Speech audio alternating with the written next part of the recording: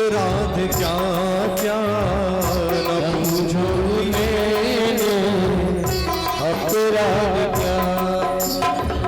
कहीं ये ज़मीन आसमां हिल न जाए, कहीं ये ज़मीन आसमां हिल न जाए, जब तक श्री राधा रानी क्षमा न करोगी, जब तक श्री राधा रानी क्षमा न करोगी, मैं कैसे तुम्हारे चरण छोड़ दूंगा, कैसे तुम्हारी शरण छोड़ दूंगा, मैं कैसे तुम्हारी चरण छोड़ दूंगा।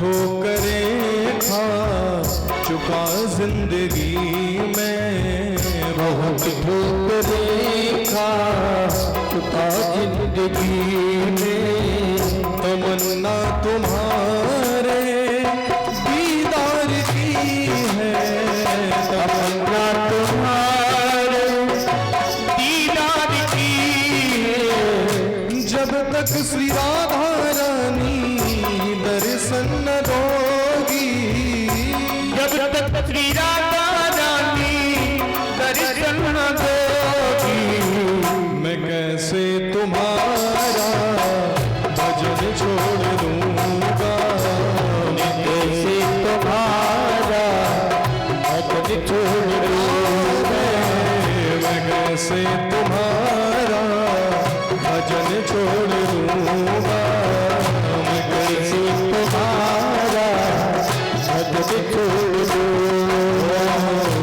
तारो न तारो है मर्जी तुम्हारी, तारो न तारो है मर्जी तुम्हारी, लेकिन मेरी आखिरी बात सुन लो, लेकिन मेरी आखिरी बात सुन लो, मुझको श्री राधा रानी जो दर से हटाया, मुझको श्री राधा रानी जो दर से हटाया, तुम्हारे ही दर पे मैं दम तोड़ दूंगा, तुम्हारे ही दर पे मैं दम तोड़ दूंगा, तुम्हारे ही दर पे मैं दम तोड़ दूंगा, तुम्हारे ही दर पे मैं दम तोड़ दूंगा। ओ श्री राधे श्री राधे राधे श्री राधे, श्री राधे श्री राधे राधे श्री राधे, ओ श्री राधे श्री राधे राधे श्री राधे, श्री राधे श्री राधे राधे श्री राधे, बोल श्री राधे श्री राधे श्री राधे श्री राधे, बोल श्री राधे श्री राधे श्री राधे श्री राधे, बोल श्री राधे श्री राधे, बोल श्री राधे श्री राधे, बोल श्री राधे श्री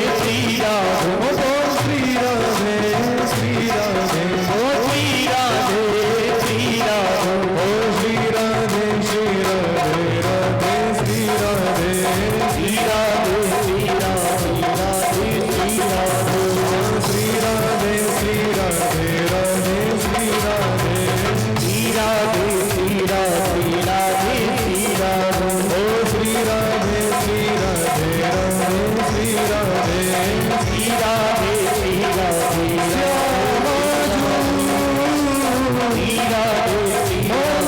राधे, मेरी राधे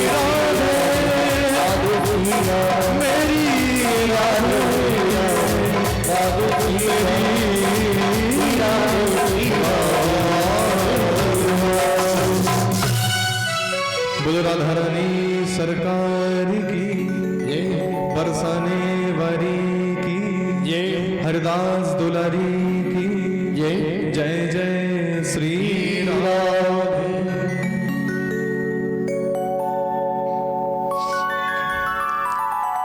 परम मंगल श्रीमद् भागवत परमहंस संहिता, वैष्णव संतों का परम धन श्रीमद् भागवत, उन आनंद कंद अनंत कोटि ब्रह्मांड नायक सर्वेश्वर सर्वाधिपति राधा रमण बाधा हरण केवलाकार निराकार अकर्ण करुणा कलय आनंद कंद श्री वृंदावन चंद्र बांके बिहारी के युगल चरणों का ध्यान करते हुए वृषभानंदिनी आनंद कंदनी श्री राधा रानी के युगल चरणों का ध्यान करते हुए पूज गुरुदेव के श्री चरणों का ध्यान करते हुए मैं आप सभी भक्तों को प्रभु के पावन चरित्रों का वर्णन कराने जा रहा हूँ कि प्रथम गणेश जी को वंदना, फिर दूसरे आदि देव, हाथ जोड़ विनती करूं मेरे कंठ करो प्रवेश। बोलो गणेश जी महाराज की जय हो। कथा प्रारंभ होते हैं, सुनो वीर हनुमान, आसन आए विराजियो, तेज पुंज बलवान। बोलो श्री हनुमान जी महाराज की जय हो।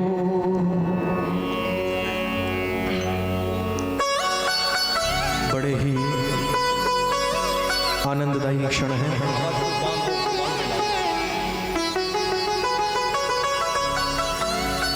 श्री राधे श्री राधे। बड़े ही आनंददायी क्षण है बंधुओं। क्लियर समझ में तो आएगा। श्री बांके बिहारी की वृषभानंदिनी श्री राधा रानी की विशेष करुणा कृपा से हम सभी भक्त 7 दिनों के लिए श्री बांके बिहारी और मेरी राधा रानी की शरण में आकर बैठ गए। थोड़ा शांति बनाएं आप सभी भक्त, ध्यान देकर थोड़ा कथा सुने, क्योंकि बातचीत तो फिर घर पे भी हो जाती है, बातचीत तो घर पे भी करते रहते। श्री बांके बिहारी जी की बड़ी विशेष कृपा से बंधुओं हम सभी भक्त भागवत की शरण में आकर बैठ गए। 7 दिनों तक हम सभी भक्त भागवत की कथा सुनेंगे। हमारे यहाँ शास्त्रों में एक बड़ी अच्छी बात कही गई। जब किसी व्यक्ति का इस संसार में जन्म होता है, जब कोई व्यक्ति जन्म लेकर आता है ना, तो ऐसा कहा गया कि उसके जन्म के समय किसी ना किसी ग्रह की दृष्टि उस पर जरूर होती है। ज्योतिषाचार्य इस बात को बड़े अच्छे से समझते हैं। हमारा जब जन्म होता है तो कोई ना कोई ग्रह, चाहे राहु देखे, केतु देखे, शनि देखे, गुरु देखे, नवग्रहों में से कोई ना कोई ग्रह हमको जरूर देख रहा होता है, उसकी दृष्टि हम पर जरूर होती है। तो ज्योतिषाचार्यों ने बताया कि हमारे जन्म के समय अगर राहु की दृष्टि हम पर है, केतु की दृष्टि हम पर है, तो ऐसा अनुमान लगाना गलत नहीं होगा कि भैया जो संतान, जो बालक जन्म लेकर आ रहा है, उसके अंदर संस्कारों की कमी होगी। याद रखना, माता पिता का सम्मान नहीं करेगा, अपने से बड़ों का सम्मान नहीं करेगा, मांस मदिरा का पान करेगा। जन्म के समय यदि राहु और केतु की दृष्टि होगी तो वो बालक, उसके जो आचरण है वो आचरण खराब हो जाएंगे। परंतु अगर जब जन्म हो रहा है, जन्म के समय ज्योतिष में बताया गया कि गुरु की दृष्टि हो, गुरु हमको देख रहे हैं, जन्म के समय जब गुरु की दृष्टि होगी तो ऐसा आप बिल्कुल पक्का मानना कि बच्चा बड़े संस्कारवान होगा, उसके अंदर बड़े संस्कार होंगे, खूब माता पिता की सेवा करेगा, खूब भगवान का भजन करेगा, संस्कारवान होगा। परंतु हम जो भागवत की शरण में आकर बैठे हैं ना बंधुओं, तो हमारे ब्रज के संत कहते हैं कि यदि आप भागवत की शरण में आकर बैठ जाते हो तो याद रखना, ब्रज के संतों ने कहा कि जन्म के समय यदि ऐसा भी हो सकता है कि आपको राहु ने न देखा हो, जन्म के समय ऐसा भी हो सकता है कि आपको गुरु ने न देखा हो, आप अगर भागवत की शरण में आकर बैठ गए हो तो आपके जन्म के समय कोई देखे या ना देखे, परंतु मेरे बांके बिहारी आपको जरूर देख रहे हैं, मेरे बांके बिहारी, मेरी राधा रानी आपको जरूर देख रही होंगी, क्योंकि उन्हीं की कृपा से व्यक्ति भागवत में आकर बैठ सकता है, उन्हीं की कृपा से भागवत सुनी जा सकती है।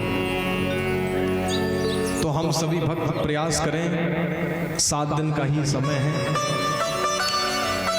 भागवत में भी 7 दिन का ही समय है और हमारे जीवन में भी 7 दिन का ही समय है।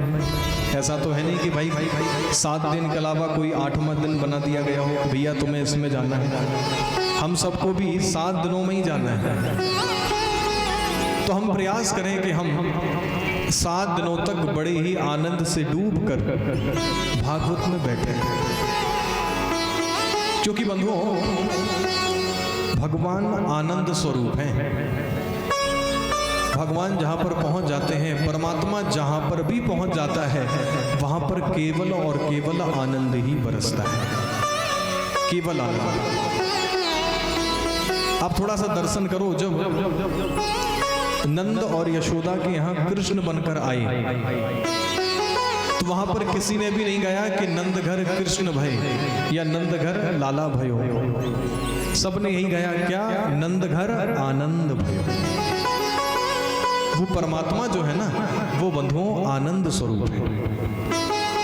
हम अभी कलश यात्रा में सभी भक्त बड़े ही आनंद से, वैसे अगर आप देखो तो माताओं बहनों को बड़ी चिंता होती है कि कीचड़ है, साड़ी खराब ना हो जाए, हमारे कपड़े खराब ना हो जाए, परंतु जब हम परमात्मा से जुड़े तो संसार की सुध बुध ही भूल गए, अपनी सुध बुध भूल गए। उस समय तार हमारा केवल और केवल परमात्मा से ही जुड़ा रहा, तो हमको फिक्र ही नहीं रही कि कपड़े खराब हो जाएंगे, क्या होगा, बस आनंद से हम सभी भक्त कलश यात्रा में सम्मिलित हो। कुछ भक्त तो नाच भी रहे थे, और आपने देखा होगा संसार में यदि कोई कार्यक्रम हो, विवाह हो, किसी का जन्मदिन हो, तो जबरदस्ती खींच कर लाना पड़ता है कि भैया थोड़ा सा डांस कर लो, नाच लो। परंतु भागवत में किसी को खींचना नहीं पड़ता, व्यक्ति स्वयं उठकर नाचने लगता है। क्यों? क्योंकि भैया वो परमात्मा आनंद स्वरूप है। जिसके जीवन में परमात्मा आ गया, उसके जीवन में तो फिर केवल और केवल आनंद ही बरसता रहता है। आनंद कोई साधारण नहीं है, आनंद केवल परमात्मा है। हम लोगों ने आनंद शब्द का अर्थ ही बदल दिया। किसी के यहाँ भोजन करने गए, भोजन पाया, पूछा भैया कैसा भोजन लगा, बोले बड़ा अच्छा था, आनंद आ गया। हम लोग कहते हैं आनंद आ गया। याद रखना, संसार की कोई भी वस्तु हमको 2 चीजें देती है, या तो सुख देगी या दुख देगी। भोजन आपने किया तो आपको सुख मिला, पेट भर गया, परंतु अगर किसी ने जबरदस्ती 4 पूड़ी और खिला दी, क्षमता महाराज 4 की थी, जबरदस्ती 8 खिला दी गई, तो अब वो जो आनंद था ना, जिसको हम आनंद कह रहे थे, अब वो दुख में बदल गया, पेट में दर्द होने लगा। संसार की वस्तुएं केवल सुख और दुख देती हैं, परंतु याद रखना, परमात्मा न तो सुख देता है न दुख देता है, परमात्मा केवल और केवल आनंद से भर देता है। जिसके जीवन में ठाकुर जी पहुंच जाते हैं ना, उसके जीवन में केवल और केवल आनंद की वर्षा होती है। तो आप तो बस ऐसे समझो कि हम सभी भक्त 7 दिनों के लिए यहाँ पर वही आनंद लूटने के लिए आए हैं। क्योंकि वैसे क्या पता समय मिले या न मिले, गृह कारज नाना जंजाला, गृहस्थ जीवन में हम सभी फंसे ही हुए हैं। परंतु 7 दिन का यदि ठाकुर जी की कृपा से समय मिला है, और ये भागवत भी आप सभी की है, किसी व्यक्ति विशेष की नहीं है, आप सभी के सहयोग से ही ये भागवत रखी गई है। तो आप तो इस भाव से ही आए कि हमारी ही भागवत है और हमारे ही बांके बिहारी है। इसी भाव से आप सभी भक्त कथा में नित्य पधारे। तो बंधुओं, वो परमात्मा आनंद स्वरूप है। इसलिए जब भागवत लिखी तो भागवत के महत्व में प्रथम श्लोक में ठाकुर जी के स्वरूप का ही वर्णन किया कि सच्चिदानंद रूपाय विश्वोत्पत्त्यादिः तवे तापत्रय विनाशाय श्री कृष्णाय वयं नमः। सर्वप्रथम तो हम इस बात को समझें, वेद व्यास जी ने जब भागवत को लिखा ना, तो भागवत में सर्वप्रथम महात्म को लिखा, महिमा को लिखा। क्यों? क्योंकि बंधुओं, संसार में चाहे कोई नेता हो, कोई अभिनेता हो, कोई पहुंचा हुआ संत हो, हमारे सामने से निकल जाए और हमको उसके बारे में पता ही ना हो, हम उसके बारे में बिल्कुल भी ना जानते हो, और वो हमारे सामने से निकल जाए तो हमको क्या फर्क पड़ता है, कोई भी बना रहे।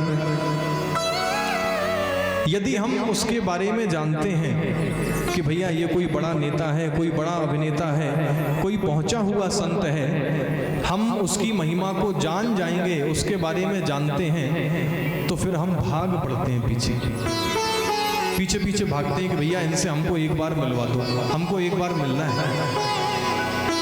तो इसलिए भागवत में सर्वप्रथम भागवत की महिमा को लिखा है। भागवत की महिमा क्या है? भागवत सुनकर कैसे कैसे पापी तरे हैं, कैसे कैसे पापियों का तरन तारण हुआ। तो भागवत में सर्वप्रथम महात्म्य लिखा, महिमा लिखी। तो महिमा के ही संबंध में सर्वप्रथम भगवान के स्वरूप का वर्णन किया। कह रहे हैं सच्चिदानंद रूपाय। भगवान का स्वरूप कैसा है? सत्य, चित्त और आनंद। सर्वप्रथम लिखा है सत्य, वो परमात्मा सत्य स्वरूप है। और अगर वास्तविक रूप से देखो बंधुओं, तो वो परमात्मा ही सत्य है। उमा कहूं मैं अनुभव अपना, सत हरि भजन जगत सब सपना। ये पूरा संसार एक स्वप्न की तरह है, स्वप्न ही है। सत्य केवल और केवल परमात्मा है। और परमात्मा कैसा सत्य है? बंधुओं, भगवान वो सत्य हैं जो कल भी थे, आज भी हैं और आगे भी रहेंगे। मैं भागवत कह रहा हूं, आप लोग भागवत सुन रहे हो, ये सत्य है कि नहीं है? थोड़ा जोर से बताओ सभी। सत्य है। परंतु ये जो सत्य है ना, ये सत्य एक सीमा में बंधा हुआ है। 5 बजेंगे फिर तो ये लगेगा कि महाराज जल्दी आरती कराओ, हम जल्दी घर को भागें। ये सत्य तो है, परंतु ये सत्य एक सीमा में है, एक बाउंडिंग है। परंतु भगवान कैसे हैं? जो कल भी थे, आज भी हैं और आगे भी रहने वाले हैं। वो परमात्मा सत्य है। और फिर कहा चित्त। यहां पर लिखा गया है बंधुओं कि वो परमात्मा प्रत्येक मनुष्य के अंदर चैतन्य रूप से, आत्मा रूप से विराजमान है। अगर वो परमात्मा आत्मा रूप से विराजमान ना हो तो आप स्वयं सोचो फिर होता क्या है। शरीर से वो परमात्मा निकल गया, आत्मा निकल गई, फिर तो इस शरीर को महाराज दूर रख दिया जाता है। अगर कोई स्पर्श कर लेता है, छू लेता है, तो नहाना और पड़ता है। तो कह रहे हैं जो परमात्मा है वो आत्मा रूप से सभी के अंदर विराजमान है। और फिर अंतिम कह रहे हैं आनंद। परमात्मा का स्वरूप कैसा है? आनंद स्वरूप है। और आनंद भी कैसा? ऐसा नहीं है कि आनंद घटता बढ़ता रहता हो, नहीं नहीं। परमात्मा का आनंद कैसा है? अब आप स्वयं सोचो, कोई व्यक्ति आपके पास आए और कहे कि भैया कल हम आपको राजा बनाएंगे, राजगद्दी पर बिठाएंगे, और दूसरे दिन आए और आकर कहे कि राजगद्दी तो छोड़ो, जो कपड़े पहन रखे हैं ना ये भी उतारने पड़ेंगे, जितनी संपत्ति है वो तुमको नहीं मिलेगी। तो भैया जो सुख था कि भैया कल हम राजा बनेंगे, अब वो सुख दुख में बदल गया है कि सबको जा रहा है। परंतु आप थोड़ा सा दर्शन करें प्रभु श्री राम का। कहा गया कि राम कल तुमको अयोध्या का राजा बनाया जाएगा, तब भी राम जी प्रसन्न हैं। और दूसरे दिन जब वनवास के लिए कहा गया तब भी राम जी प्रसन्न हैं, आनंद में है, दुखी नहीं है। तो परमात्मा कैसा है? बोले जिसका आनंद कभी घटता बढ़ता नहीं है, जो आनंद में रहे। हम लोग कैसे हैं? 100 लोग खड़े हों, 99 लोग प्रणाम कर लें और एक ने नहीं किया तो फिर बस वही महाराज दुख हृदय में आ जाता है। परमात्मा आनंद स्वरूप। और हमारे ब्रज के संतों ने कहा कि सत्य कहिए जो विन से नाही, चित कहिए जो सकल घट माही, आनंद घट घट करे आनंदा, ताको नाम सच्चिदानंदा। सत्य कहिए जो विन से नाही। सत्य कौन? बोली जिसका कभी विनाश ना हो। चित कहिए जो सकल घट माही। वो परमात्मा सभी के अंदर आत्मा रूप से है, हम अभी सुन रहे थे। और आनंद घट घट करे आनंदा, ताको नाम सच्चिदानंदा। जो घट घट में आनंद बरसा रहे हैं वो परमात्मा है, सच्चिदानंद रूप आए। और फिर कह रहे हैं विश्वोत्पत्त्याद हेतवे, जो पूरे विश्व की उत्पत्ति करते हैं। अपने हाथों से ही प्रभु ने पूरा विश्व बनाया है। फिर सभी का भगवान ने पालन पोषण किया और अंत में अपने ही अंदर समेट लिया, पूरे विश्व का सृजन कर दिया। तापत्रय विनाशाय। रामचरितमानस के अनुसार 3 प्रकार के ताप बताए। दैहिक, दैविक, भौतिक तापा, राम राज काहू नहीं व्यापा। तो कहा कि इन तीनों प्रकार के तापों को दूर कर देते, विनाश कर देते, तापत्रय विनाशाय। और अंत में कह रहे हैं श्री कृष्णाय वयम नुमः। संस्कृत में वयम शब्द का अर्थ होता है हम सब। वेदव्यास जी कह रहे हैं कि मैं अकेला भगवान को प्रणाम नहीं कर रहा हूं, वयम माने हम सब मिलकर भगवान के चरणों में प्रणाम कर रहे हैं। अब थोड़ा सा दर्शन करें, यहां पर एक विशेषण लगाया है, श्री कृष्णाय वयम नुमः। अगर वेदव्यास जी महाराज चाहते तो केवल कृष्णाय वयम नुमः लिख देते। श्री कृष्णाय वयम नुमः क्यों लिखा? तो कुछ लोग कहते हैं कि महाराज जी श्री माने लक्ष्मी होती हैं। श्री माने लक्ष्मी तो होती हैं, परंतु अगर आप थोड़ा सा वेदों के अनुसार दर्शन करें तो आपको पता चलेगा कि श्री कौन है। वेदों में एक बड़ा सुंदर मंत्र आया, श्रीश्चते लक्ष्मी च पत्न्या वहो रात्रे पार्श्वे नक्षत्राणि रूपमशीनो व्यात्तम्मा स्नन्नि खाणा मुम्मयी खाणा सर्वलोकमयी खाणा। इस मंत्र में भगवान की 2 पत्नियां बताई हैं। पहली है श्रीश्चते और दूसरी लक्ष्मीश्च पत्न्या। पहली है श्री और दूसरी है लक्ष्मी। तो पूछा कि भैया ये श्री कौन है? तो बोले ये श्री और कोई नहीं, वृषभानुनंदिनी आनंद कंदिनी श्री राधा रानी। क्योंकि भागवत में बंधुओं राधा रानी का नाम स्पष्ट रूप से नहीं है। तो यहाँ पर वेदव्यास जी कहते हैं कि मैं केवल बांके बिहारी को नहीं, मैं अपनी राधा रानी और बांके बिहारी दोनों के चरणों में प्रणाम कर रहा हूँ। श्री कृष्णाय वयम नमः। द्वितीय श्लोक में सुखदेव जी को प्रणाम किया। यम प्रव्रजन्तमनुपेतमपेति कृत्यम द्वैपायनो विरह कातरया जुहाव पुत्रेति तन्मयतया तर्वोऽभिनेदुस् तं सर्वभूत हृदयं मुनिमानतोऽस्मि। महात्मा के द्वितीय श्लोक में सुखदेव जी को वंदन किया। ये सुखदेव जी कौन है बंधुओं? हम आगे श्रवण करेंगे जिन्होंने भागवत लिखी है ना, श्री वेदव्यास जी महाराज। वेदव्यास जी के पुत्र हैं श्री सुखदेव जी महाराज। और सुखदेव जी ने ही आगे आप श्रवण करेंगे राजा परीक्षित को भागवत की कथा सुनाई। सुखदेव जी कौन है? तो हमारे यहाँ शास्त्रों में एक कथा आई है कि ये सुखदेव जी हमारी राधा रानी के शिष्य हैं। सुख माने तोता होता है। ये जो सुखदेव जी है ना, ये हमारी राधा रानी के यहाँ तोता रूप से थे, ऐसी कथा आती। तोता रूप से हमारी किशोरी जी के यहाँ एक पिंजरे में रहते थे। तो हमारी राधा रानी सुखदेव जी को ना भगवान का नाम गवाया करते थे। अरे सुख कृष्ण बोल, माधव बोल, कन्हैया बोल। तो सुखदेव जी महाराज तोता रूप से थे तो बार बार कन्हैया बोलते थे, माधव बोलते थे। एक बार की बात है कि भगवान का आगमन हुआ, किशोरी जी के यहाँ प्रभु आए। किशोरी जी के यहाँ जब आए तो सभी सखियों ने प्रणाम किया। किशोरी जी ने भी हाथ जोड़कर सम्मान किया, आदर दिया। परंतु ये जो सुखदेव जी थे ना, इन्होंने प्रणाम नहीं किया, नमस्कार नहीं किया। भगवान जब चले गए तो राधा रानी ने पूछा कि अरे सुख,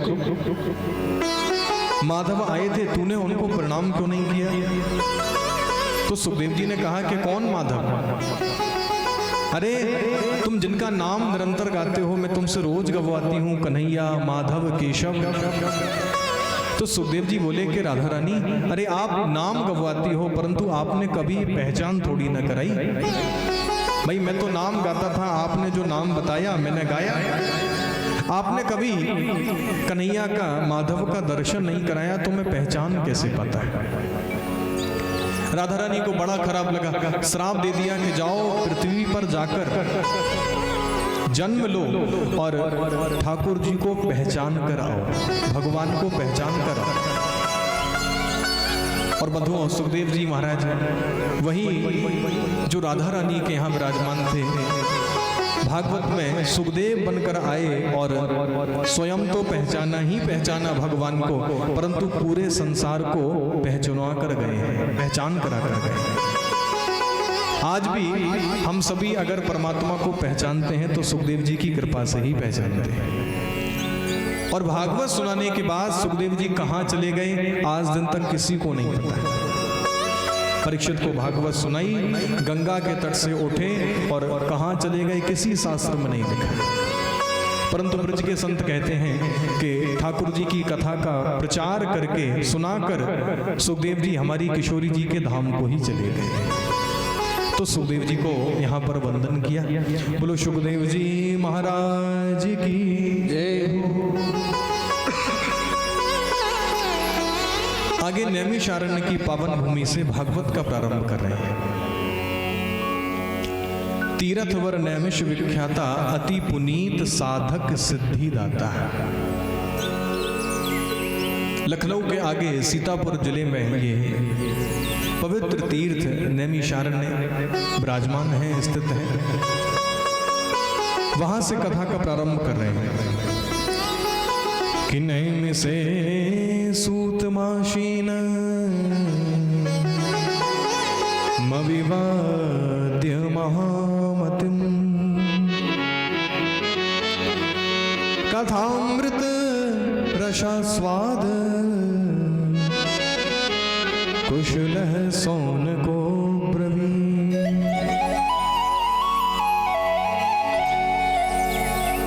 नैमिषारण्य की पावन भूमि से भागवत का प्रारंभ कर रहे हैं। नैमिषारण्य की पावन भूमि में 88,000 सौनकादिक ऋषि एकत्रित हुए हैं, जिनके बीच में भागवत के परम वक्ता श्री सूत जी महाराज का आगमन हुआ है। सौनकादिक ऋषियों ने बंधुओं उठकर तुरंत चरणों में प्रणाम किया, सुंदर आसन प्रदान कराया है सूत जी महाराज को। अब थोड़ा सा दर्शन करें। सौनकादिक ऋषि जो है ना, ये हजारों वर्षों से तपस्या कर रहे हैं। इनकी जो आयु है 1000 वर्ष है, परंतु श्री सूत जी महाराज इनसे उम्र में बहुत छोटे हैं। ज्यादा बड़े नहीं हैं उम्र में बहुत छोटे हैं, परंतु फिर भी सौनकादिक ऋषि चरणों में प्रणाम करते हैं। क्यों?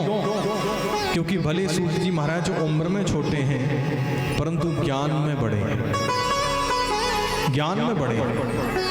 और हमारे यहाँ तो कहा गया ना कि जो ज्ञान में बड़ा होता है वो सबसे बड़ा होता है। ज्ञान में बड़े हैं। सौनकादिक ऋषियों ने चरणों में प्रणाम किया। सौनकादिक ऋषियों के जो प्रधान संत हैं, प्रमुख संत हैं, उनका नाम है श्री सौनक जी महाराज। सौनक जी महाराज आए हैं, चरणों में प्रणाम किया और सभी सौनकादिक ऋषियों की तरफ से बड़े सुंदर प्रश्न भी चरणों में रखे कि अज्ञान ध्वांत विध्वंस कोटि सूर्य समम प्रभा सूताख्या ही कथा सारम मम कर्ण रसायनम। अज्ञान ध्वांत विध्वंस कोटि सूर्य समप्रभा। हे सूत जी महाराज, जिस प्रकार से संसार में जब अंधेरा होता है और सूर्य भगवान प्रकट हो जाते हैं तो संसार का अंधकार समाप्त हो जाता है, ठीक उसी प्रकार से हमारे अंदर या प्रत्येक जीव के अंदर जो अज्ञान रूपी अंधकार भरा हुआ है, तो उस अज्ञान रूपी अंधकार को समाप्त करने के लिए आप कोटि सूर्य, करोड़ों सूर्यों के समान हैं। और गुरुदेव आप कैसे हैं? सूताख्या ही कथा सारम मम कर्ण रसायनम। आप भागवत के कथाओं के परम वक्ता हैं, तो कृपा करके कोई ऐसी कथा हमको सुनाएं जो हमारे कानों के लिए रसायन स्वरूप हो, दवा का स्वरूप हो। क्योंकि गुरुदेव संसार की तू मैं सुन सुनकर ये कान पक चुके हैं। कृपा करके आप ऐसी कोई कथा सुनाएं जो हमारे कानों में रसायन स्वरूप से काम करे। क्योंकि गुरुदेव अब तो वो समय चल रहा है, यह घोरे कलौ प्रायः जीवश्चा असुरतां गतः। प्रत्येक जीव असुर हो चुका है। आप अगर संसार में थोड़ा सा दर्शन करें बंधुओं, तो संसार में अब बड़ी ही कृपा है कि मानव बचे हों। अब मानवता नहीं है, अब तो हर जगह बंधुओं केवल दानव ही बचे हैं। इंसान के अंदर दानवता आ गई है। आदमी को देखकर डर रहा है आदमी, आदमी को देखकर डर रहा है आदमी, आदमी को लूटकर घर भर रहा है आदमी, आदमी से आदमियत हो गई कब की जुदा। अब तो वो समय आ गया है आदमी ही मारता है, मर रहा है आदमी। अब तो वो समय है। तो कह रहे हैं कि गुरुदेव अब तो प्रत्येक जीव असुर हो चुका है। कृपा करके बताएं कि उस जीव का कल्याण कैसे। बंधुओं, अब हम असुरता की क्या बात करें, एक मैं प्रसंग आपको सुनाऊं। एक कोई व्यक्ति था, साइकिल से जा रहा था। सामने सड़क पर एक व्यक्ति खड़ा था, तो इस साइकिल वाले ने उस व्यक्ति को टक्कर मार दी। टक्कर मारी तो बेचारा जमीन में गिर पड़ा। खड़ा हुआ, जोर जोर से चिल्लाने लगा कि तुमको दिखता नहीं है, तुम अंधे हो। अरे तुमने मुझे साइकिल से टक्कर मार दी, मैं जमीन में गिर गया। अगर मैं ज्यादा जोर से गिर जाता तो मेरी कितनी चोट लगती। तो इसने कहा कि तुम मुझे डांट रहे हो। अरे डांटने की बजाय तो तुम्हें मेरे पैर छूने चाहिए, प्रणाम करना चाहिए। क्यों? बोले भैया तुमको नहीं पता, मैं ट्रक ड्राइवर हूँ और मैं रोज ट्रक चलाता हूँ। आज संडे था तो छुट्टी पे था, इसलिए साइकिल लेके निकला।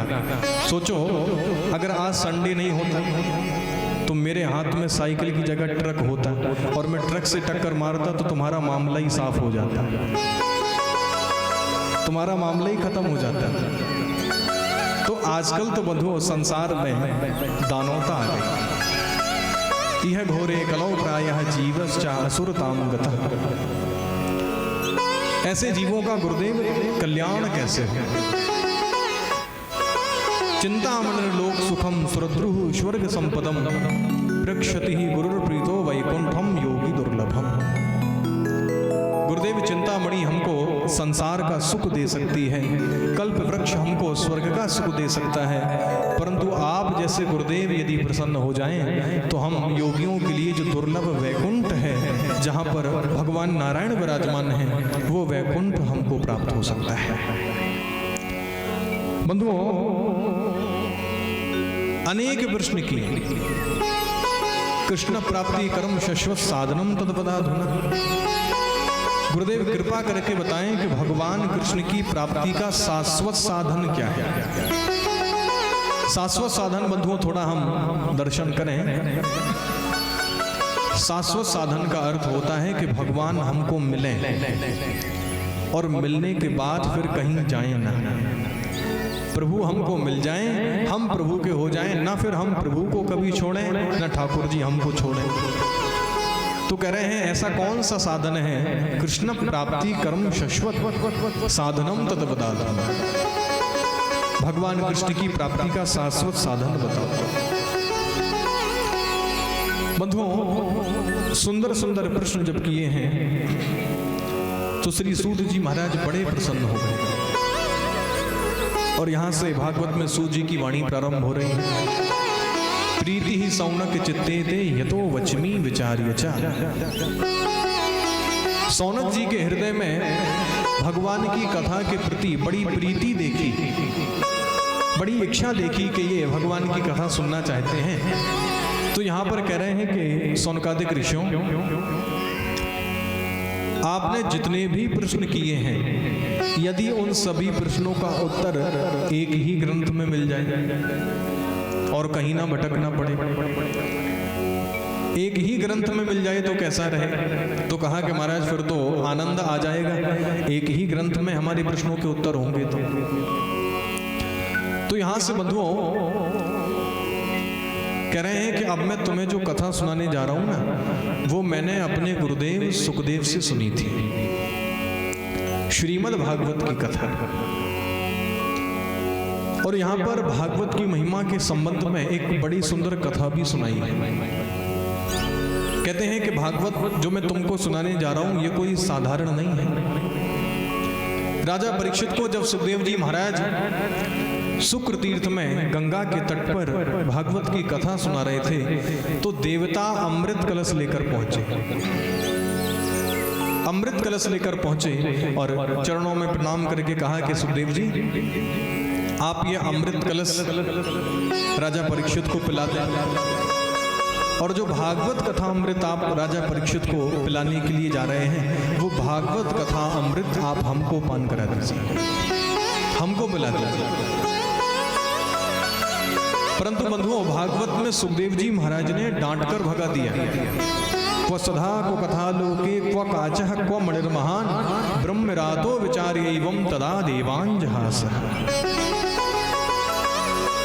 डांट कर भगा दिया कि अरे भैया कहाँ सुधा अमृत और कहाँ कथा अमृत। सुखदेव जी कहते हैं कि देवताओं कांच और मणि की कभी बराबरी नहीं होती। आप किसी के पास कांच लेकर जाओ और कहो भैया हमको मणि दे दो, उसके बदले कौन देगा? तो कह रहे हैं कांच और मणि की कभी बराबरी नहीं हो सकती। डांट कर भगा दिया, देवताओं को भागवत पान नहीं करेगा। बंधुओं देवताओं को जब भगाया तो देवताओं ने ब्रह्मा जी के पास शिकायत की अब देखो, ऐसा नहीं है कि स्वर्ग में जो अमृत है वो तुच्छ हो, उसकी कोई कीमत नहीं हो। अमृत को समुद्र से निकालने के लिए भगवान को 3 अवतार लेने पड़े थे।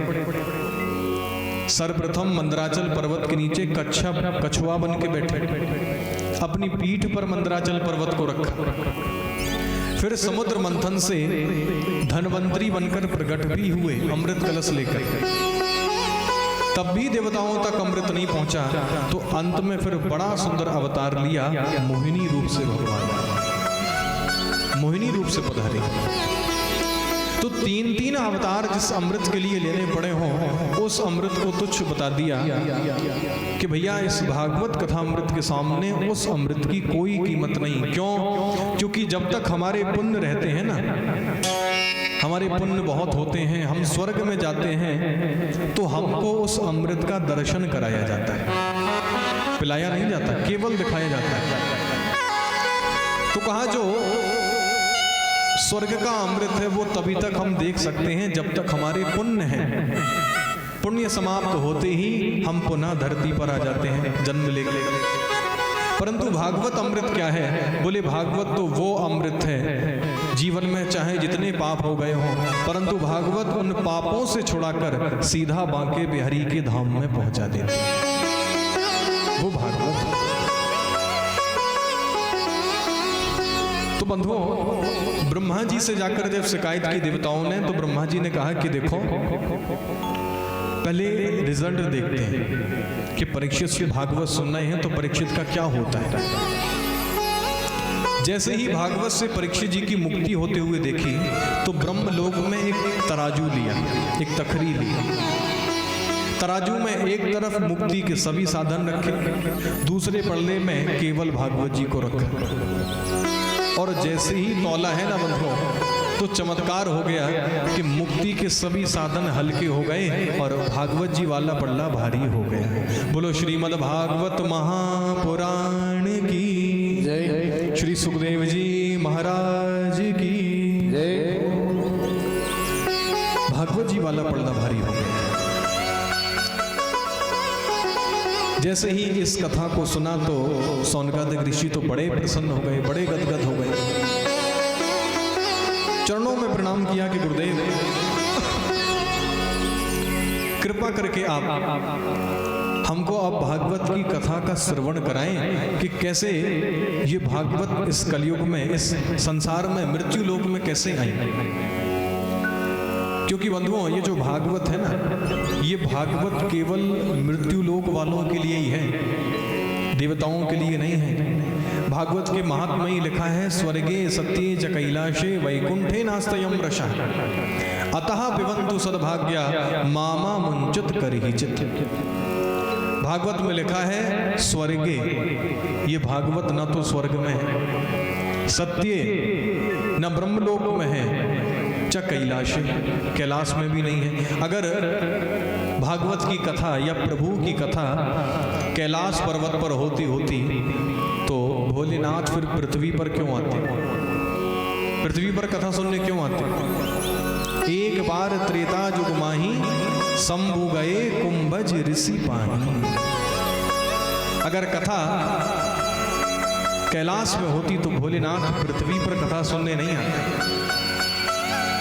तो ये जो भागवत की कथा है केवल और केवल हम मृत्यु लोक वासियों के लिए ही है, ताकि हम भागवत की कथा को सुनकर भगवान के चरणों में अपना हृदय फंसाकर भगवान के चरणों में प्रीति करके हम इस मृत्यु लोक से तर जाएं, हम भगवान के धाम चले जाएं।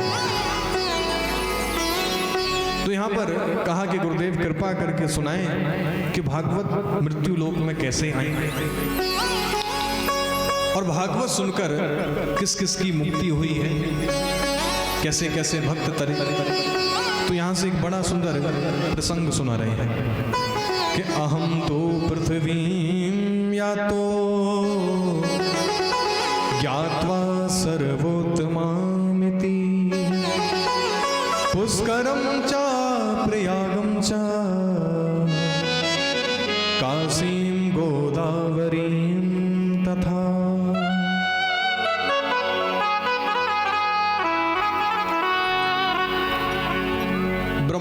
4 पुत्र हैं, सनक, सनंदन, सनातन और सनत कुमार। ये चारों पुत्र सत्संग करने की इच्छा से विचरण कर रहे थे, घूम रहे थे, सत्संग करने की इच्छा से घूम रहे थे। क्योंकि बंधुओं, भजन और भोजन ये सब एकांत में हो सकता है। आप अकेले बैठ लोगे, भजन भी कर लोगे, भोजन भी कर लोगे, परंतु सत्संग तो संतों के बीच में ही होता है।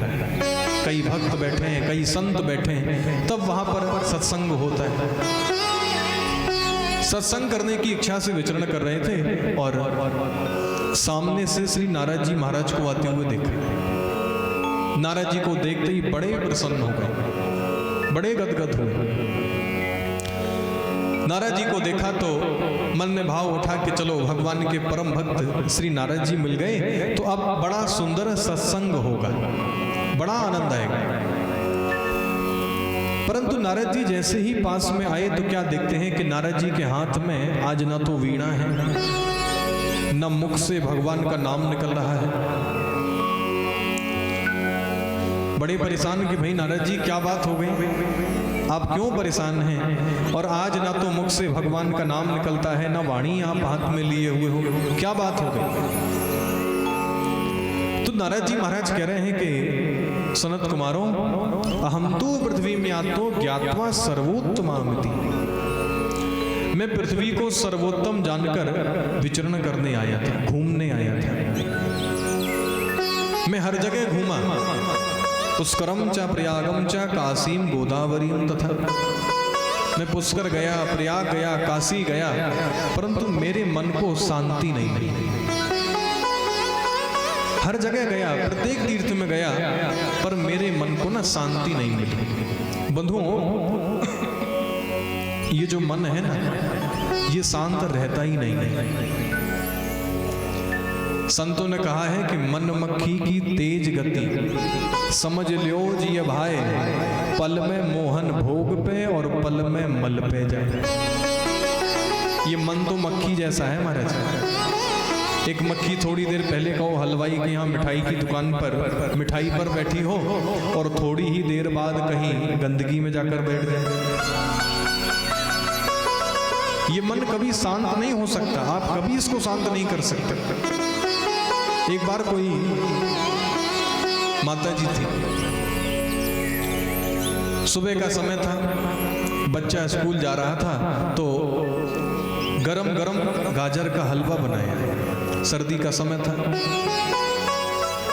गरम गरम गाजर का हलवा बनाया। अब उसको खिला तो नहीं पाई क्योंकि स्कूल का टाइम हो गया था, स्कूल की बस आ गई। तो उसने सोचा कि क्यों ना मैं गाड़ी में ही बैठकर और स्कूल तक जाऊंगी तो रास्ते में ही इसको मैं वो हलवा खिला दूंगी, क्योंकि ये स्कूल में क्या पता खाए या ना खाए। गाड़ी में बैठ गई, गाड़ी चलने लगी बंधुओं, तो उसने अपने बच्चे को एक चम्मच हलवा दिखाया कि लो बेटा खाओ, तो उसने मना कर दिया कि हम नहीं खाएंगे। तो बच्चे को थोड़ा सा डराने के लिए एक बगल वाली सीट पर टीचर बैठे थे, व्यक्ति बैठा था, तो उसको इशारा करते हुए कहा कि देखो, अगर तुम ये हलवा नहीं खाओगे तो हम अंकल जी को खिला देंगे। परंतु बच्चा जिद करने लगा कि हम नहीं खाएंगे, और माता जी बार बार एक ही बात कहें, अगर तुम नहीं खाओगे तो हम अंकल जी को खिला देंगे, तुम नहीं खाओगे तो अंकल जी को खिला देंगे। वो व्यक्ति खड़ा हुआ और पास में आया, हाथ जोड़कर कहा कि बहन जी, जो भी फैसला लेना हो जल्दी लो। क्यों? क्योंकि आपके इस हलवे के चक्कर में 2 स्टॉप आगे आ गया हूं। उतरना तो मुझे पीछे ही था, परंतु हलवे के चक्कर में आगे आ गया। तो ये जो मन है ना, बताओ, मन ने हलवे में ही फंसा दिया। तो नारद जी भी कह रहे हैं कि मेरे मन को कहीं शांति नहीं मिली, हर जगह गया, परंतु हृदय शांत कहां पर हुआ? तो भागवत में कह रहे हैं कि यामुनम तटमापन्नो यत्र लीला हरे रभूत।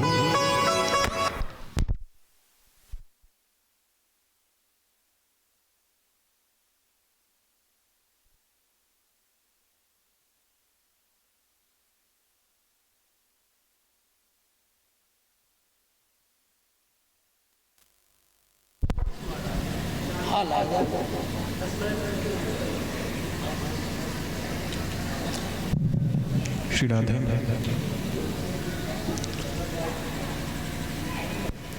तो कह रहे हैं, जब मैं यमुना के तट पर गया, वृंदावन में यमुना के तट पर जब मैं गया तो मेरे मन को बड़ी शांति मिली, मेरा मन शांत हो गया, बड़ा आनंद आया। और आए भी क्यों ना, क्योंकि वृंदावन तो बंधुओं भक्ति की भूमि है, प्रेम की भूमि है। परंतु कहते हैं कि गुरुदेव यमुना के तट पर एक बड़ी विचित्र लीला हमने देखी, बड़ी विचित्र। यमुना के तट पर जब मैं विचरण कर रहा था तो मैंने क्या देखा कि एक युवती यमुना के तट पर बैठी है और उसकी गोद में दो वृद्ध पुरुष लेटे हैं, दो वृद्ध पुरुष। आसपास से कुछ युवतियों ने घेर रखा है और जो युवती जिसकी गोद में दो वृद्ध पुरुष हैं वो आंखों से रोती जा रही है, आंसू बहा रही है। नारद जी कहते हैं, मेरा मन तो हुआ कि मैं उससे मिलने जाऊं, उसके दुख का कारण पूछूं, परंतु भाव उठा कि युवतियों का ही समूह है तो जाना ठीक नहीं होगा। नारद जी बोले कि मैं जैसे ही वापस चलने लगा तो उस युवती ने मुझे आवाज लगाई कि भो भो साधो क्षणं तिष्ठ मचिन्तामपि नाशय दर्शनं तव लोकस्य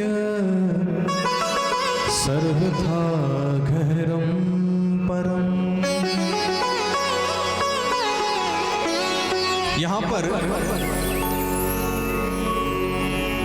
भो भो साधो क्षणं तिष्ठ, उस युवती ने आवाज लगाई, अरे साधु रुक जाओ, अरे साधु रुक जाओ। बंधुओं, यहां पर भक्ति कह रही है साधु। थोड़ा सा हम दर्शन करें, नारद जी महाराज संत हैं और वैसे अगर दर्शन किया जाए तो दो हैं, एक हनुमान जी और एक नारद जी। इनको संत नहीं कहा गया, इनको कहा गया संता, क्योंकि नारद जी और हनुमान जी संतों के पिता हैं, इसलिए इनको संता कहा गया। अब मोहि भा भरोस हनुमंता, बिनु हरि कृपा मिलहि नहीं संता, इनको संता कहा गया। और आप दर्शन करना, नारद जी और हनुमान जी जिस जिसको मिले होंगे उसको भगवान जरूर मिले होंगे, परमात्मा जरूर मिले होंगे। तो यहां पर भक्ति कह रही है साधु, संत नहीं कहा, साधु कहा। साधु क्यों कहा? क्योंकि साधु का अर्थ ही यही है, साधनोति परम कार्यम इति साधु। किसी का कार्य अगर बिगड़ रहा हो तो कूद कर महाराज उस व्यक्ति का कार्य बना दे। अच्छे से अच्छा जो जीव के लिए साधन उपलब्ध करा सके उसको कहा गया साधु। परम कार्य करे, साधनोति परम कार्यम, साधु कहा गया। और यहां पर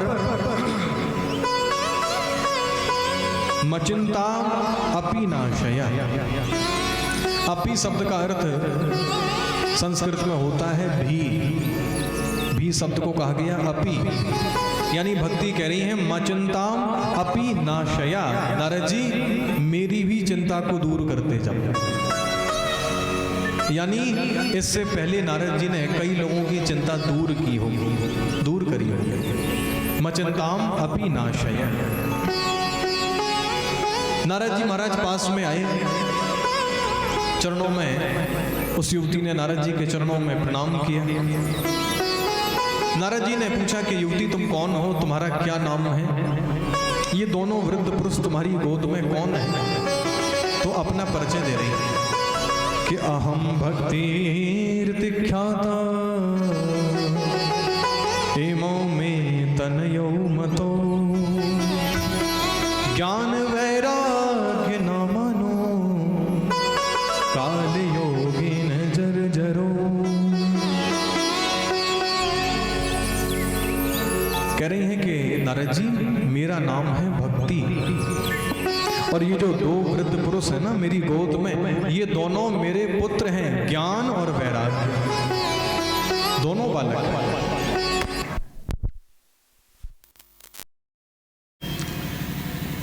नारद जी मैं द्रविड़ देश में उत्पन्न हुई, कर्नाटक में बड़ी हुई, कहीं कहीं मेरा बड़ा सम्मान किया गया। गुजरात में इतना पाप बढ़ा कि मुझे छीण कर दिया गया। नारद जी मैं जब से वृंदावन आई हूं, मैं वृंदावन आई हूं तो मैं तो नवयुवती हो गई हूं, परंतु ये जो मेरे दोनों पुत्र हैं ना ज्ञान और वैराग्य, ये दोनों पुत्र बूढ़े हो गए, वृद्धावस्था को प्राप्त हो गए। अब नारद जी आप ही सोचो कि माता जवान हो और पुत्र बूढ़े हो तो माता को कितना खराब लगेगा। नारद जी बोले कि भक्ति इसमें तुम्हारी गलती नहीं है, वृंदावन में ज्ञान और वैराग्य का कोई काम ही नहीं है, ज्ञान वैराग्य का कोई काम नहीं। प्रेम का ही प्रश्न पत्र, प्रेम का ही उत्तर, प्रेम का प्रमाण पत्र मिलता निराला है। उद्धव से ज्ञानी जहां पहुंचे प्रेम पढ़विन को, वृंदावन तो प्रेम की पवित्र पाठशाला है। वृंदावन तो प्रेम की भूमि है, ज्ञान की भूमि है। श्री राधा रानी के पग पग में बसे प्रयाग जहां, आप थोड़ा दर्शन करें कैसा है वृंदावन। श्री राधा रानी के पग पग में बसे प्रयाग जहां, केशव की केली कुंज कोटि कोटि काशी है। यमुना में जगन्नाथ, रेणुका में रामेश्वर, तरु तरु पे पड़ी रहत अयोध्या निवासी। गोपिन के द्वार पर हरिद्वार बसत जहां, बद्री केदारनाथ फिरत दास दासी हैं। तो स्वर्ग अपवर्ग हम लेकर करेंगे क्या, जान लो हमें हम वृंदावन वासी। जो एक बार वृंदावन चला गया उसको फिर कहीं जाने की आवश्यकता नहीं है। तभी तो वृंदावन के संतों ने गाया कि चलो रे मन श्री वृंदावन धाम,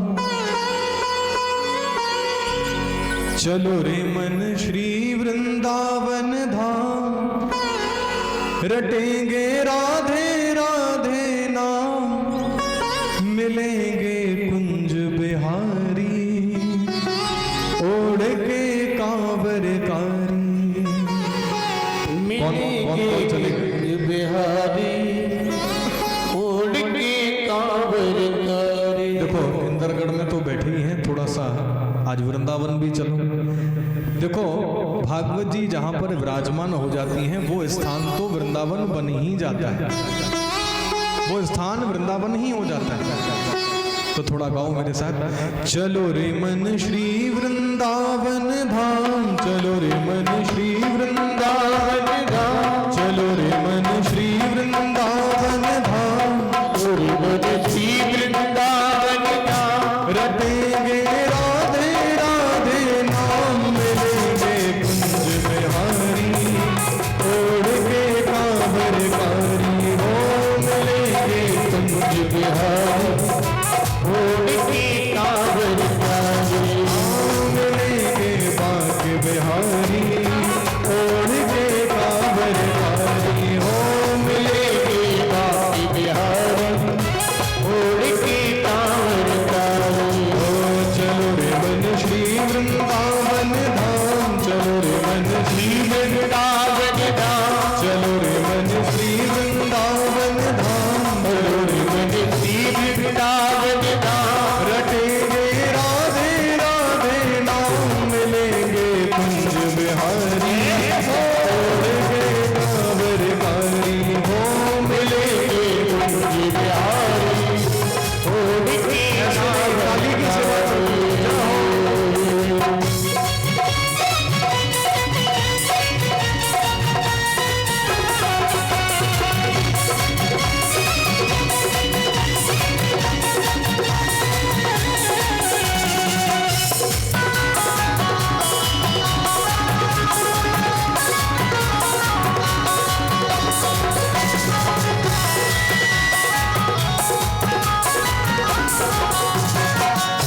चलो रे मन श्री वृंदावन धाम, चलो रे मन श्री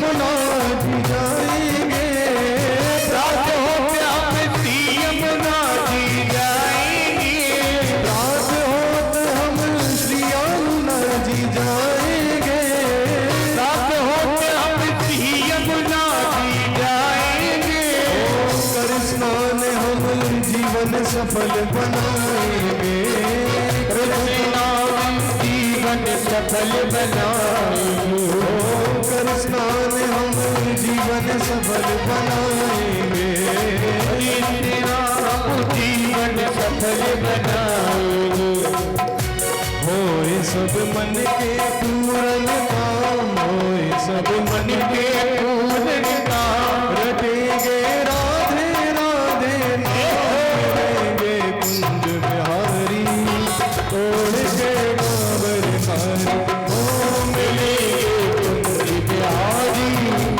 ओढ़े कांवर कारी, मिलेंगे बांके बिहारी, तोड़ के कांवर कारी, हो मिलेंगे बाप बिहारी, ओढ़े कांवर कारी।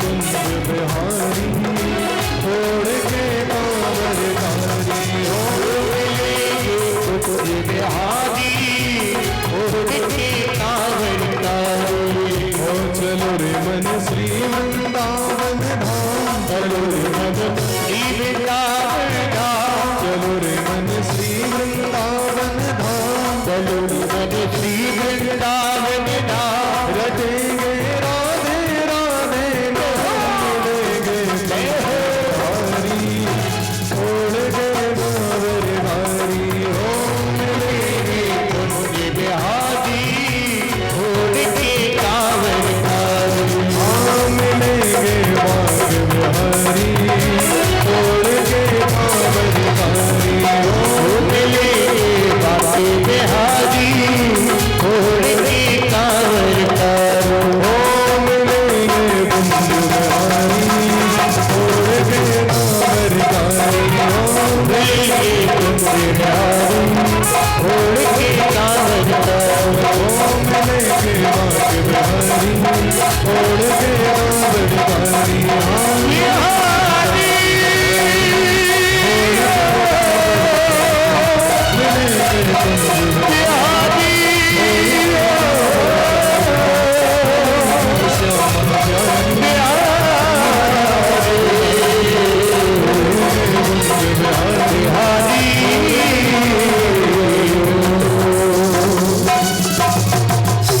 बुलवा के बिहारी लाल की जय, जय जय श्री राधे। तो ऐसा वो वृंदावन धाम, नारद जी कहते हैं कि भक्ति धन्यम वृंदावनम तेन भक्ति नृत्यति यत्र च,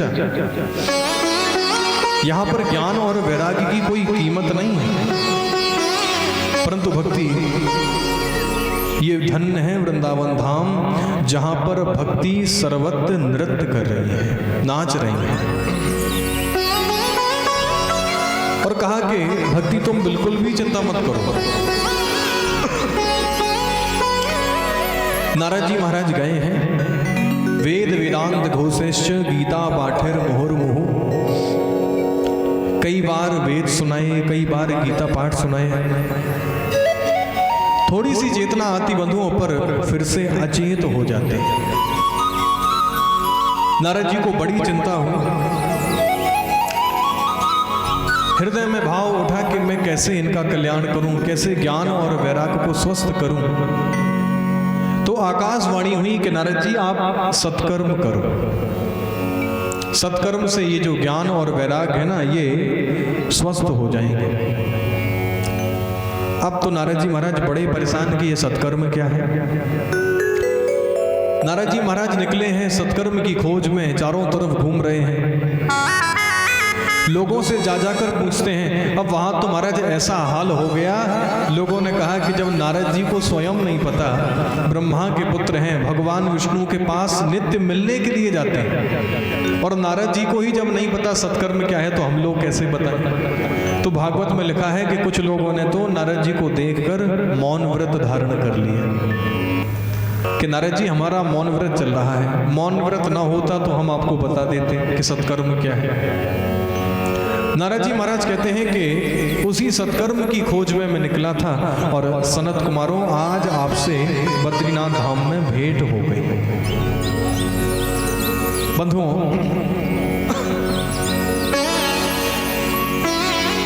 सनत कुमारों ने कहा कि नारद जी वो सत्कर्म और कुछ नहीं है, आप जिस सत्कर्म की खोज कर रहे हैं वो सत्कर्म केवल और केवल भागवत की कथा है, भागवत की कथा है।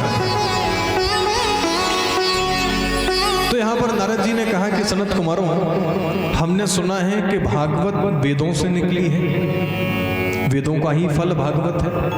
तो जब मैंने कई बार वेद सुनाए, वेद सुनने पर ज्ञान और वैराग्य स्वस्थ नहीं हुए, तो भागवत सुनने से कैसे स्वस्थ होंगे। तो यहां पर एक बड़ी अच्छी बात सनत कुमारों ने कही। सनत कुमार कहते हैं कि नारद जी ये बात सत्य है कि वेद रूपी वृक्ष पर लगा हुआ फल ही श्रीमद् भागवत है, परंतु आप थोड़ा सा दर्शन करें। कहा कि नारद जी आम का फल बहुत मीठा होता है, बड़ा स्वादिष्ट लगता है। कोई व्यक्ति आम के वृक्ष के नीचे खड़ा हो और हृदय में विचार करे कि जब आम इतना मीठा है तो वृक्ष कितना मीठा होगा, और आम को छोड़कर महाराज वृक्ष चबाने लग जाए, वृक्ष की पत्तियां चबाने लग जाए, तो बताओ क्या वो आनंद, वो स्वाद मिलेगा जो आम में होता है? कभी नहीं मिल सकता। तो नारद जी, सनत कुमार कहते हैं कि नारद जी भले वृक्ष वेद हैं परंतु फल श्रीमद् भागवत है। वेद स्वस्थ नहीं कर पाए, परंतु आप विश्वास मानो, भागवत से ज्ञान और वैराग्य दोनों स्वस्थ हो जाएंगे। और बंधुओं, गंगा द्वार समीपेतु तटम आनंद नाम कम, बड़ा सुंदर हरिद्वार में गंगा के तट पर भागवत की कथा का आयोजन किया गया। बड़े आनंद से, बड़ा आनंद छाया, सभी ऋषि मुनियों को बुलाया गया, बड़े बड़े संत पधारे, और भागवत में लिखा हुआ है गंगा द्वार। भागवत में हरिद्वार नहीं लिखा। क्यों नहीं लिखा? हरि माने होते हैं भगवान विष्णु, और हर माने होते हैं भगवान भोलेनाथ। तो वेदव्यास जी बोले अगर हम हरिद्वार लिखेंगे तो भोलेनाथ के भक्तों को बुरा लग जाएगा, और हरिद्वार लिखेंगे तो भगवान विष्णु के भक्तों को बुरा लगेगा, इसलिए ना हरिद्वार ना हरिद्वार, भागवत में लिख लिया गंगा द्वार। सुंदर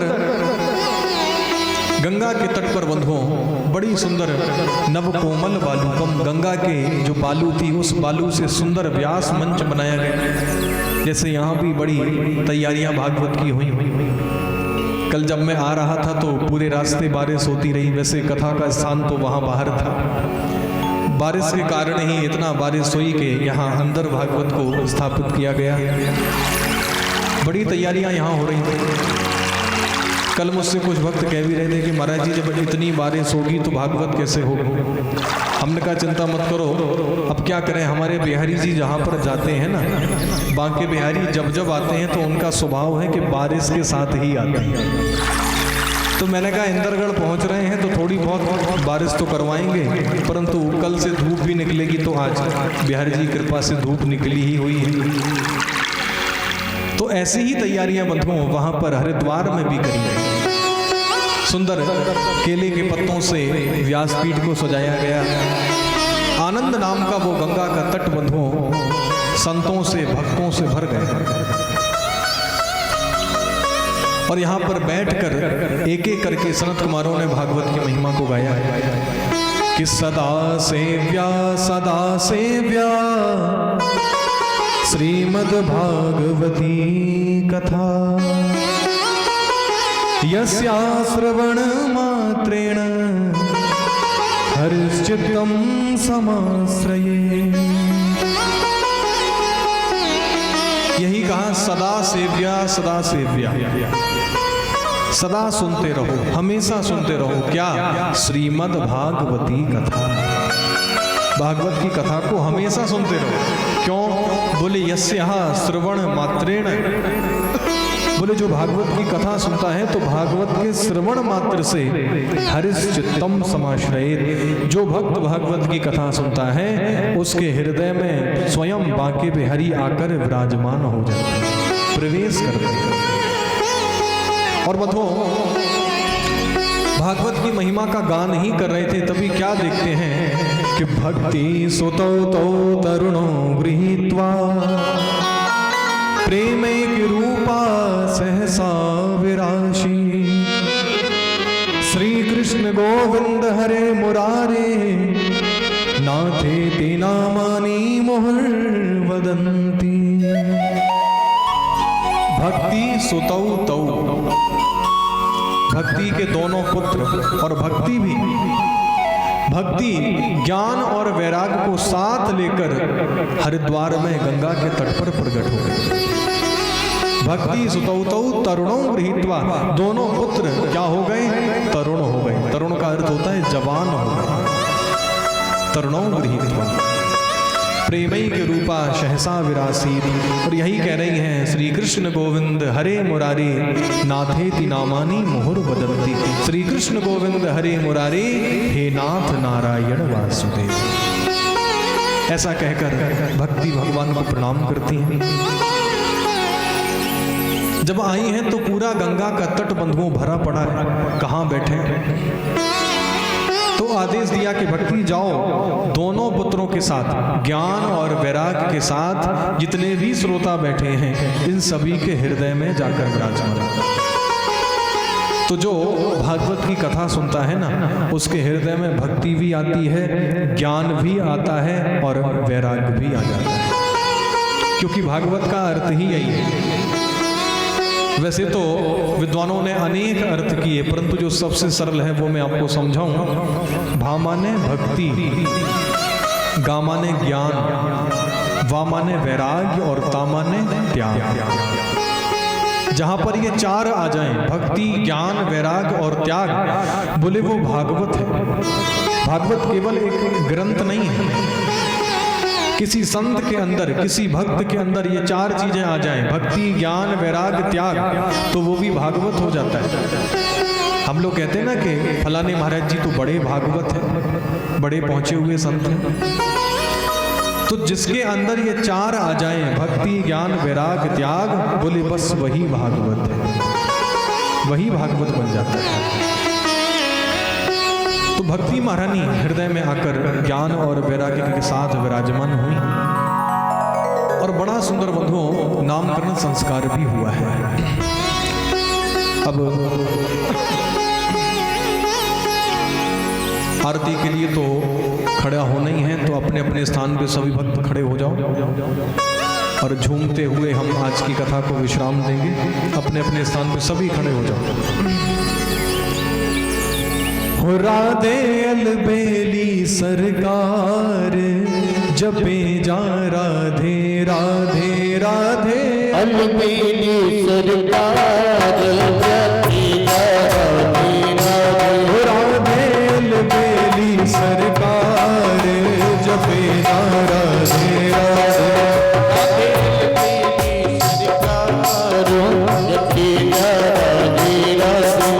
हो जपे जा राधे राधे, भजे जा राधे राधे। जपे जा राधे राधे, भजे जा राधे राधे। हो जपे जा राधे राधे, भजे जा राधे राधे। जपे जा राधे राधे, भजे जा राधे राधे। राधे बेली सरकार, जपे जा राधे राधे। राधे बेली सरकार, जपे जा राधे राधे।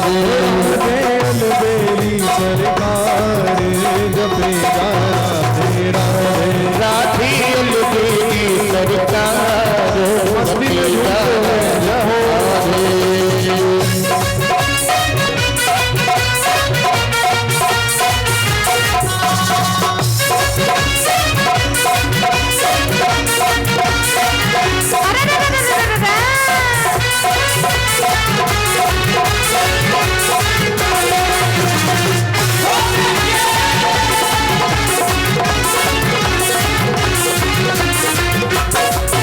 वृंदावन में आयो तेने राधा नाम न गायो तू वृंदावन में आयो तेने राधा नाम न गायो वृंदावन में आयो तेने राधा नाम न गायो तू वृंदावन में आयो तेने राधा नाम न गायो तेरे जीवन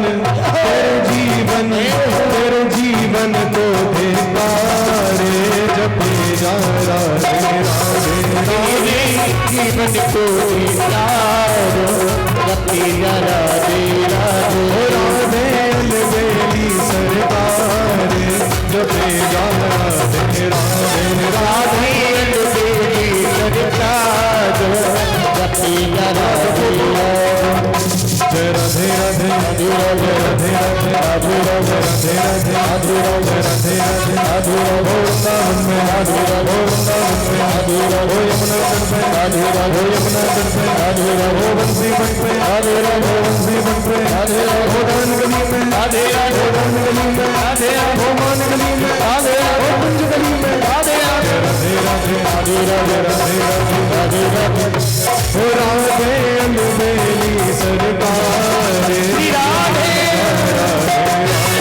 राधे अलबेली सरकार जपे राधे राधे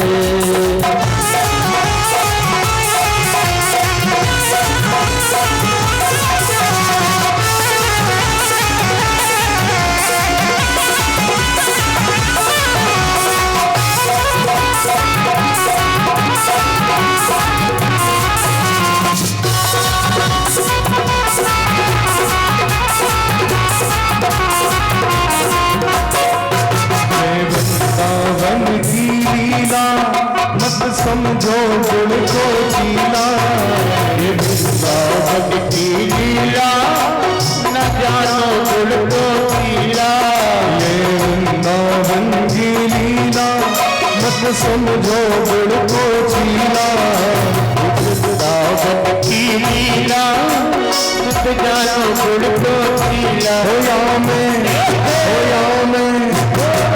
में ऋषि मुनि गए हार जपे राधे राधे राधे ऋषि मुनि गए हार जपे राधे राधे राधे अलबेली सरकार जपे राधे राधे राधे अलबेली सरकार जपे राधे राधे हो जपे राधे राधे रटे राधे राधे जपे राधे राधे राधे राधे राधे हो रटे राधे राधे भजे राधे राधे रटे राधे राधे भजे राधे राधे।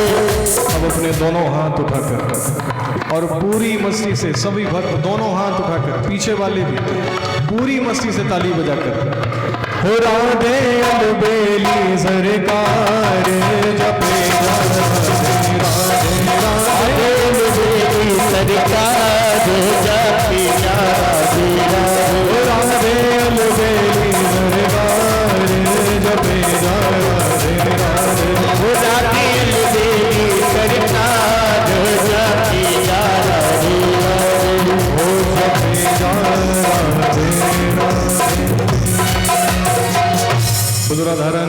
सरकार की जय बांके बिहारी लाल की जय जय जय श्री राधे।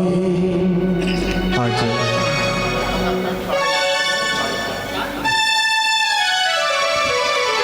आज कथा को मैं यहीं विश्राम दे रहा हूं। कल से कथा का समय 12:30 बजे से और सायं 4:30 बजे तक का रखा गया है। तो आप सभी भक्त जल्द से जल्द गृह कार्यों से निवृत्त होकर जल्दी जल्दी सुबह नाश्ता खाना भोजन जो कुछ बनाना हो जल्दी जल्दी बनाकर और 12:30 बजे मैं मंच पर आकर विराजमान हो जाऊंगा।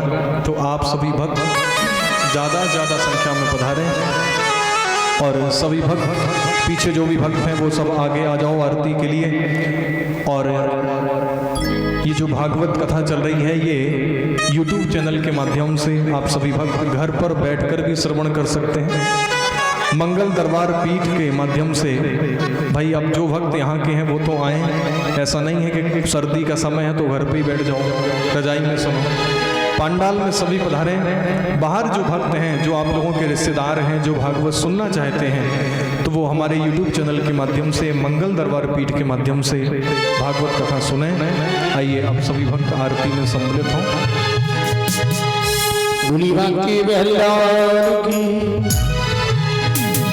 बांके बिहारी तेरी आरती गा।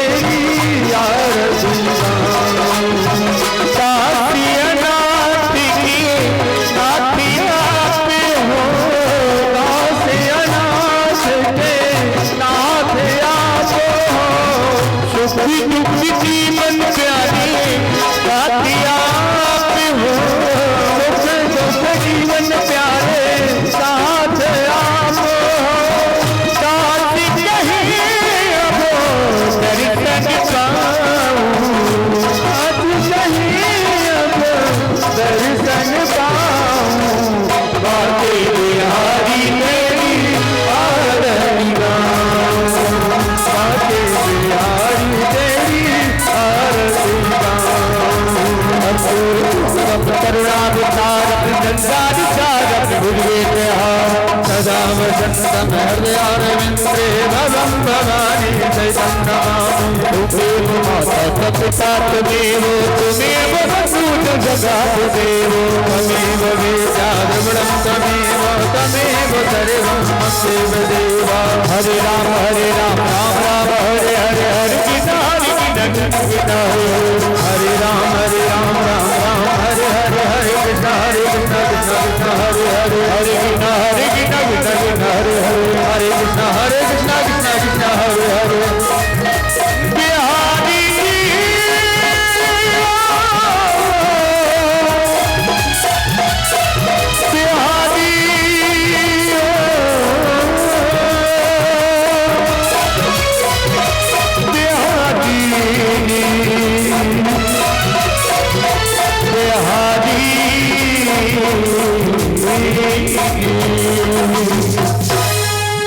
ओम चंद्रशिखास्थान गंगना देखा गंग त्रयोजने धन्यवाद धर्मसी जले शीतलीकरणं पुष्पदेवादिवंदनम्।